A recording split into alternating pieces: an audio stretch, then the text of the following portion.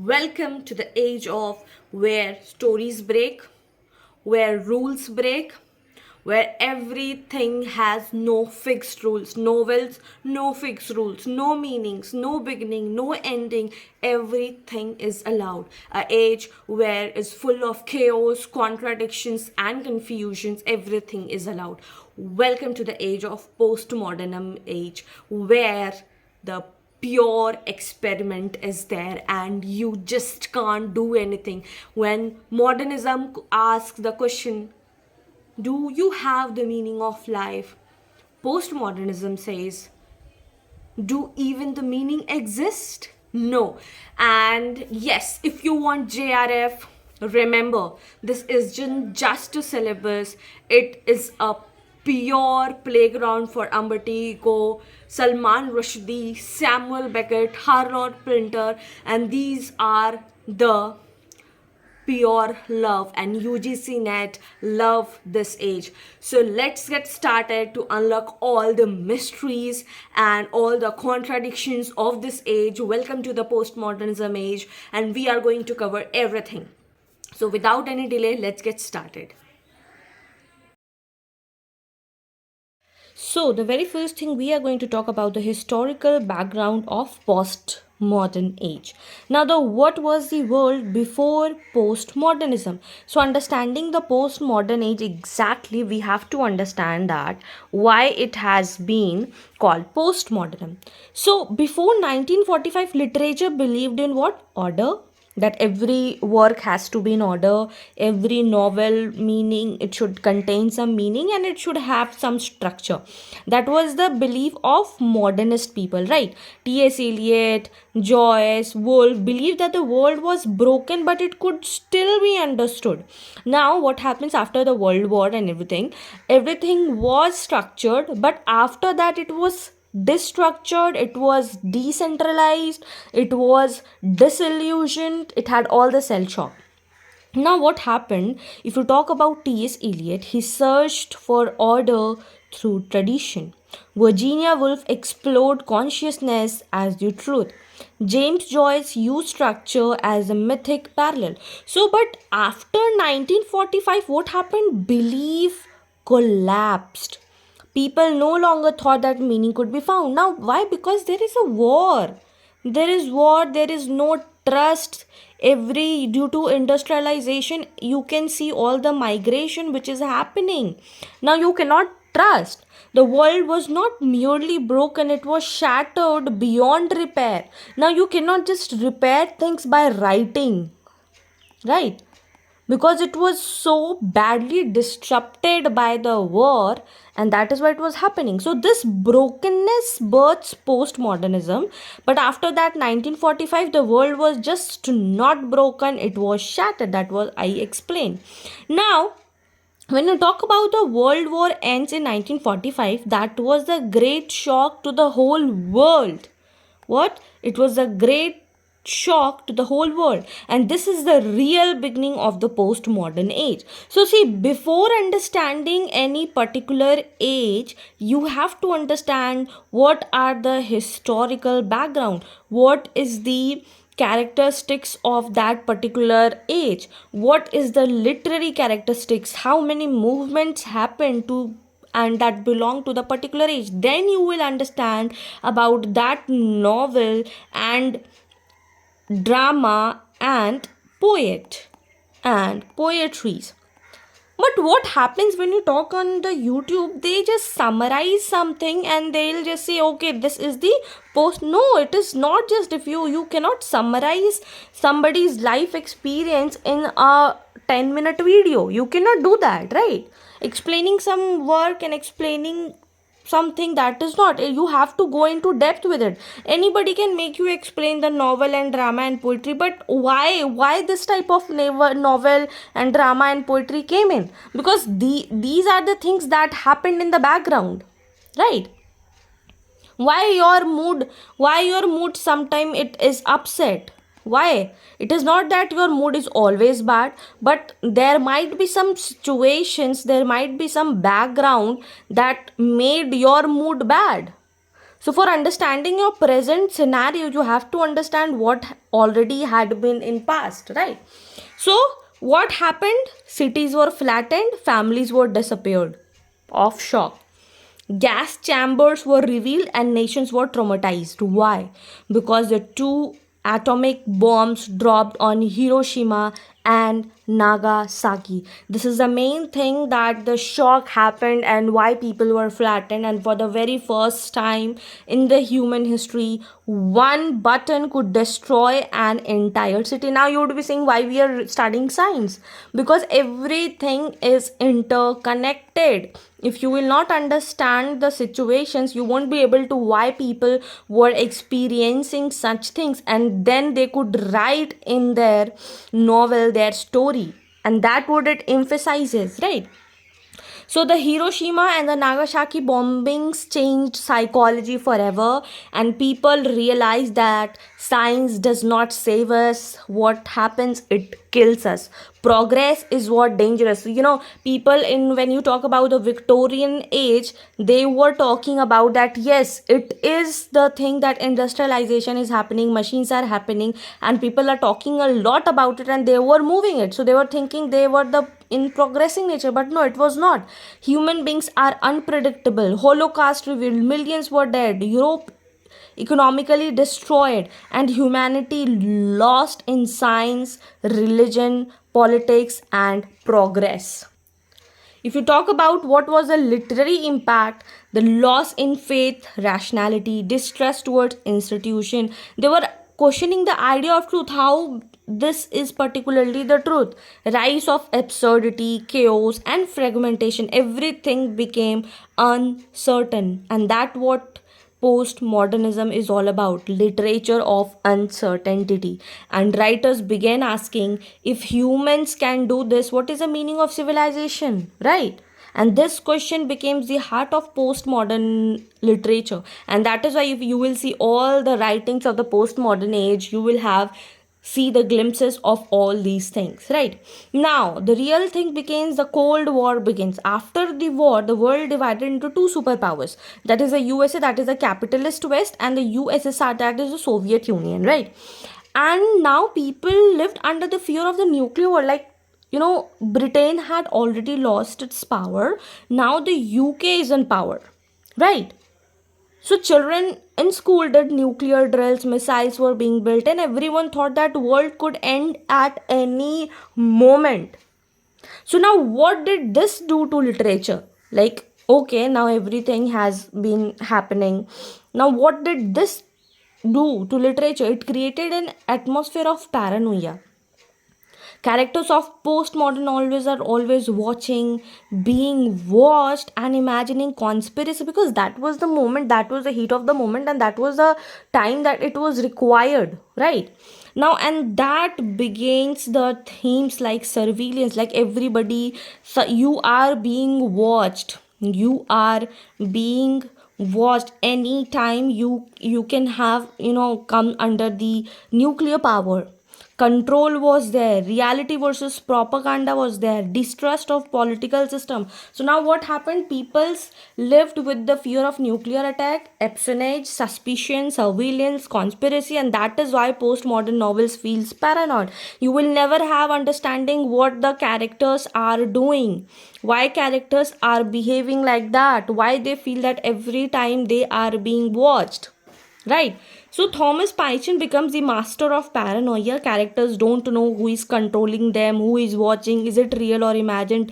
This paranoia is not fiction, it was the reality of that particular postmodern age. And that is why I always prefer to tell you that please, whenever you are starting any age, go with the history, right? See, every time history cannot be changed, right? So if you understand once that okay, this was a particular time, this was a particular theme, these were the particular movement, and that is why these writers of particular age writing in the same way, this will be very easy for you to understand, right?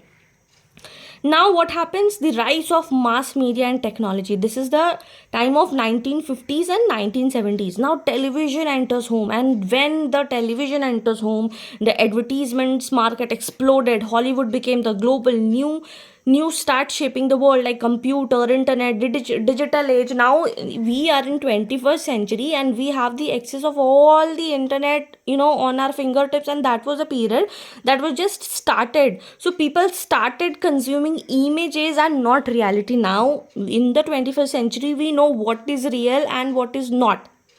Still we go for the unreal perfection, model body, unreal skin, unreal money in our 30-second reel or a 50-second reels, that it is shown that couple is there, they are having all the luxury life, they are owning a private jet, they are having an international trips, they are having all which can be called ideally perfect. But now when I saw one reel, that it is created, the private jet was created, a room type like structure, and all this triggering happens, and they created a fake private jet. Now this is called fake. Now we know, we have access to everything. And that what when Jean Baudrillard famously said that we live in a world where the copy becomes more real than the original. Like if you lie for like 100 times, that word will become real, like okay, right? So that is the thing. If you watch big boss, you might be watching Tanya Mittal. Now she has the criteria of saying that I am this much rich, I'm having I'm owning all the factories, I go for Dubai to eat baklava and all that stuff. Now she's saying for 100 times, and the people who were not knowing, they were believing that fact, like. So that what hyper reality becomes comes in the format that we live in the world where copy becomes more original than the original, right? So that what happened impact on literature. If you see hyper reality, media as a character, blurring on fact and fiction, consumer culture criticism, and these all things I have explained in cultural studies, that how these all advertisement and media is reflecting our perception, that this is the thing that you need the most, although you not, that is not required in your life, but that is, the advertisement makes you feel that no, this is the thing that you need, this is the sofa you want to must have in your home, this is the big screen TV you should be having in your home. So these are the things that characters start living inside advertisement, TV shows and screens, and they think that this is the reality, but that is hyper reality, that is not reality. And this is why postmodern literature feels like a collage. Now, what happens? Decolonization and multiple voices rise in this particular age. What happened after World War II? Empire after empire collapsed. Now, what happened before 1947? We were also colonized under the rules of Britishers. Right now, what happened every time when you will see they started fighting for the post colonialism, they started fighting for their freedom. Like India got independence in 1947, then Africa, Nigeria in 1960, then Caribbean, then Middle East, then Ghana 1957, and the South Asian regions. They started for their freedom, and that's why we got to know the post-colonialism. They share the experience, and this is not the writings. Please understand, this is just not the mere writings. It is not the writings. Don't read it for the mere writings. Read it for the experience they had in their life, the writing, the literature of the survival, how the survival happened. They have written their own story, and that what it seeks. If you talk about the writers from former colonies started speaking about, like Salman Rushdie, V.S. Naipaul, Chinua Achebe, Toni Morrison, Derek Walcott, what they brought hybridity, cultural clash, identity crisis. In your corporate job, if your boss says something to you, you leave the job. Think about them, the whole country is being colonized by the Britishers. How they must be feeling. So that was a identity crisis, right? So migration trauma, magic realism, everything was happening. So what happened here? Postmodern literature become the multicultural and the multi-voice thing, and the center is no longer London. The world was no longer only one story, it became the millions of story blending into each other. And that is why we have like millions and trillions of experiences shared in the forms of books, novel, poetry, drama, and whatnot. Then, when we are talking about the freedom, how can we not talk about feminism and civil rights? So, civil rights, feminism, and counterculture came in 1960s and 80s, and this period witnessed black civil rights movement, second wave feminism, students' revolution, anti-war movements, sexual revolution, and the rise of LGBTQ plus voices. Right.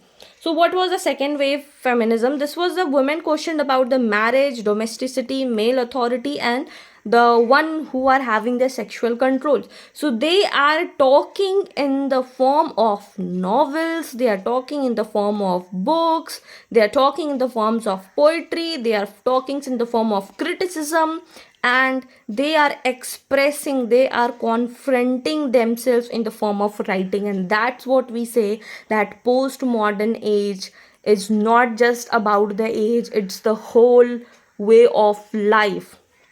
Then if you'll see the who has talking about the second wave feminism, it is Angela Carter, Margaret Atwood, Janet Winterson. So they reinvented what gender roles, myth, storytelling, and literature became rebellious and experimental.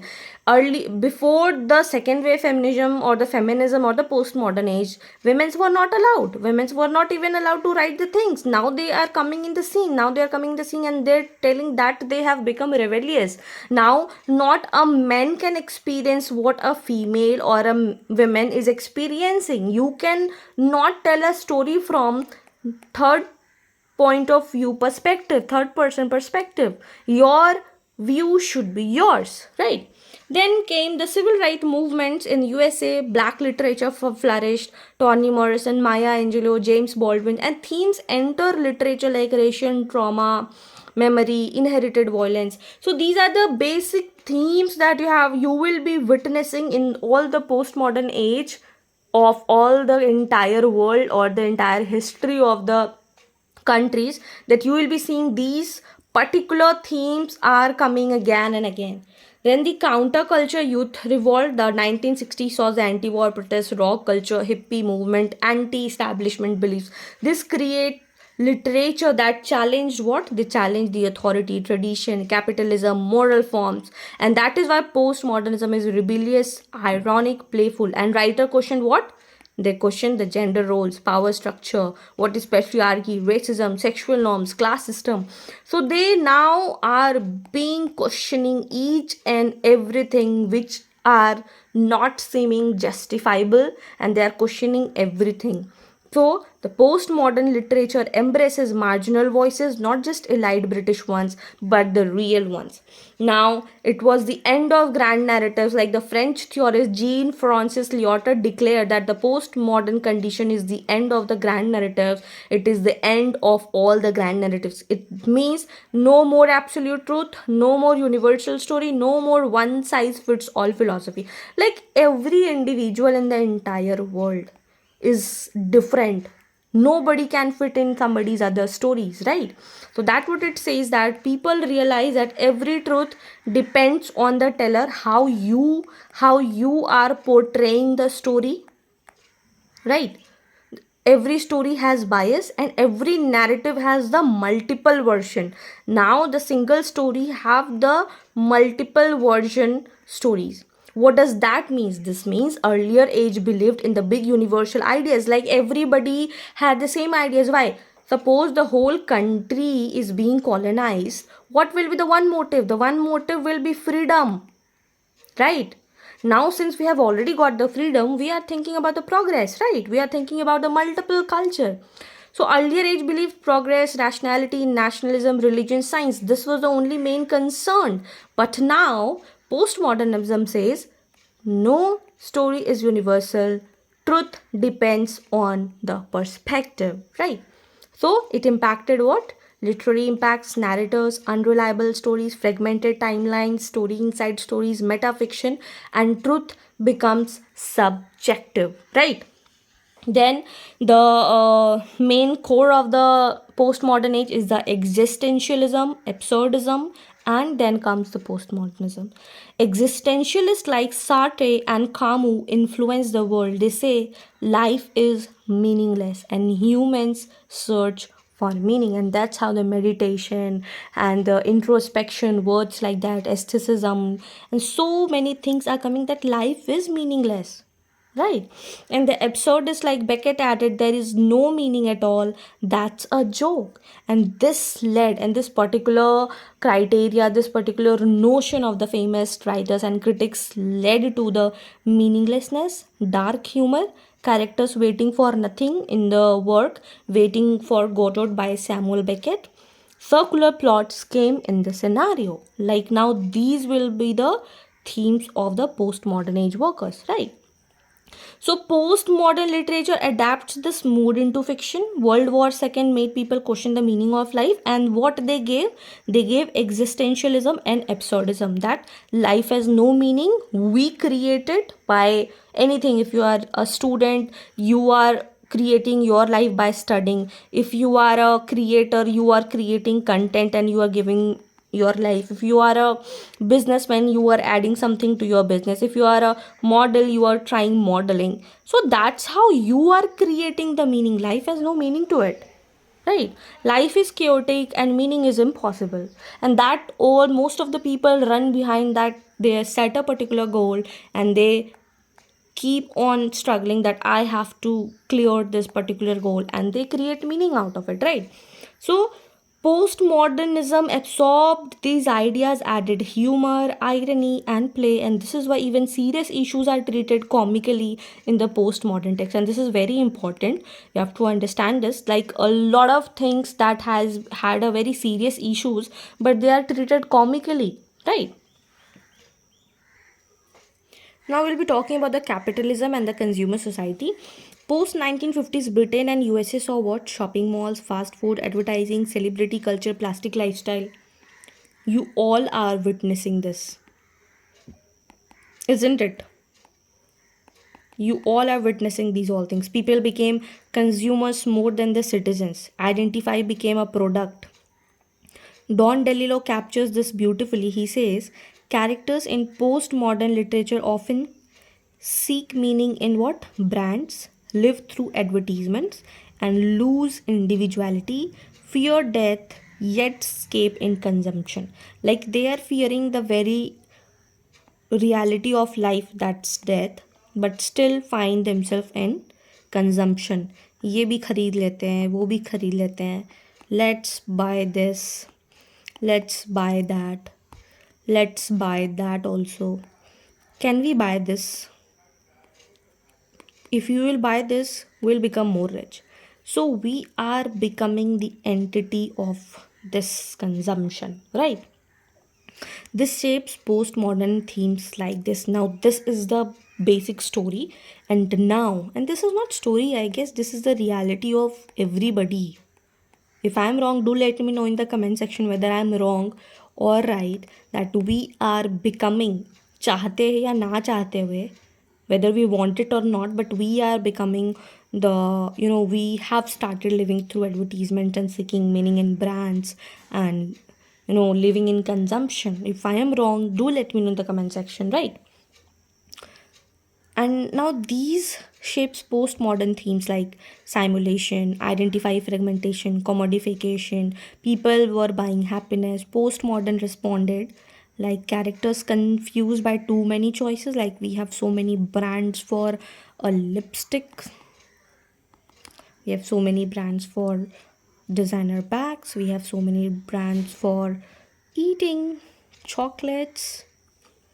Identity is getting shaped by brands and people becoming more products, and media is controlling our desires. Like they are making us feel that yes, this is the thing you need, this is required, you take it. And if you'll talk about the examples, Don DeLillo's White Noise is the best example for that.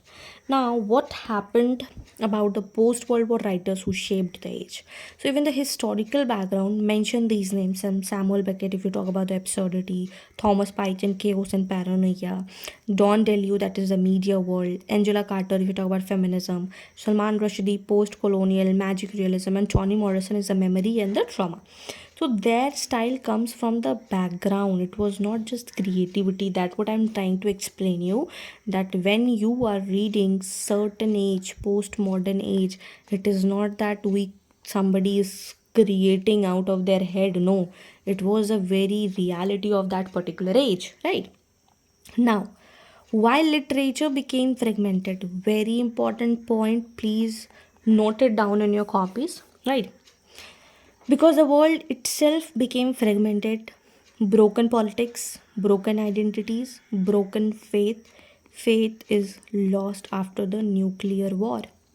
Broken communities, no trust, broken histories, and postmodern literature simply reflects the brokenness of the world, how the broken you are at your core, right? So postmodernism is not just a literary technique, it is a reaction to the shattered world. And this is very true, and I can connect it very deeply. Now, this is a very important thing. Important literary characteristics. What were the literary characteristics? You are going to watch it again and again. The very first one is metafiction. What is metafiction? It is a literary style where a work of fiction draws attention to its own nature as a fiction. ठीक है, इसमें what is happen, it is you can find this very own construction structure, everything is happening. And this is talking about one example. Lawrence Stern's The Life and the Opinions of Tristram Shandy, Gentleman, is a classic example of metafiction novel. They are talking about their own life and experience. Then what is pastiche? A pastiche is a work of visual art, literature, theatre, music or architecture that imitates the style or the character of the work. Means you are copying so many things from so many places and then you are pasting it to making it a new one, and that is why this pastiche have the work paste also in the background, right? Now magic realism, again very important one, you have to understand this. It is a it will present fantastical events, narrative, cohesive works, so many things, unrealistic thing in a realistic way. That's called magic realism. And if you'll see for the example, it is a Gabriel Garcia Marquez 100 Years of Solitude, fantastic magic realism. Then irony, you must be aware of irony. Irony is something that you want something but you are not getting that. It's a surprise, humor, deeper meaning. Like the Titanic was touted as unsinkable, कि कभी डूब ही नहीं सकता, but yet it sank on the very first voyage. Then a non-linear narrative. A non-linear narrative is a storytelling technique that presents events out of chronological order. No beginning, no ending, nothing. Okay. Example, Slaughterhouse-Five. Now, what is unreliable narrators? It is a character who tells a story but cannot be fully trusted with their credibility, composed by bias, delusion, and lack of knowledge. Means they will not convey or tell the truth. Okay? So Holden qualified The Catcher in the Rye is considered unreliable due to his naive, potentially delusion perspective, and the Rachel in The Girl on the Train because of her memory, alcoholism, and the piece of the story together. So this is the unreliable narratives. Now comes the fragmentation. So broken, disjointed, and talking about the human experiences. So, Mrs. Dalloway's by Virginia Woolf is a great example. Then The Sound and the Fury by William Faulkner is again a great example. Then Wasteland by T.S. Eliot. On a Winter's Night, A Travel by Italo Calvino, again great example. Then The Sound and the Fury by William Faulkner, The Wasteland by T.S. Eliot. This has been the examples. Okay. So everything flows from history. Now we'll have a look what we have studied today. Okay. So we talked about the historical background, the world before postmodernism, World War II ends. Then we talked about how Cold War begins. Then we talked about the rise of mass media and technology, decolonization and multiple voice rise, civil rights and feminism, counterculture. Then we talked about the end of grand narratives, And then we talked about the existentialism, absurdism, and postmodernism. And then we talked about capitalism and consumer society. Then the post-war writers that who shaped the age, why literature became fragmented, and the important literary critic, in which we discussed about metafiction, we discussed about pastiche, we discussed about magic realism, irony, non-linear narrative, unreliable narrators, fragmentation, and we saw these examples, Mrs. Dalloway's and all. Okay. So that's it for today's video, and in this video we have explained all the historical characteristics of postmodernism age. In the next video we are going to cover all important works of this particular period. So if you found this video helpful, do not forget to like, share with your friends, and do subscribe for more UGC net content. Till then, keep learning, keep shining. Bye bye.